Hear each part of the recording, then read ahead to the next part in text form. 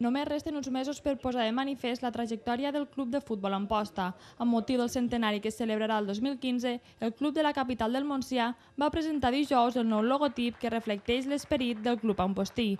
També s'han elaborat 2 spots publicitaris realitzats per l'Escola d'Art i Disseny d'Amposta, on es mostra el passat i el present del club amb el testimoni d'exjugadors, exdirectius i alguns membres de l'actual plantilla.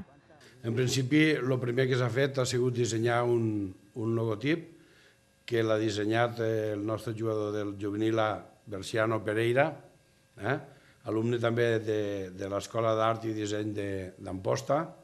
A través de l'espot es vol fer una crida a la població per la col·laboració dels actes de celebració i de preparació, deixant fotografies i aportant el seu testimoni.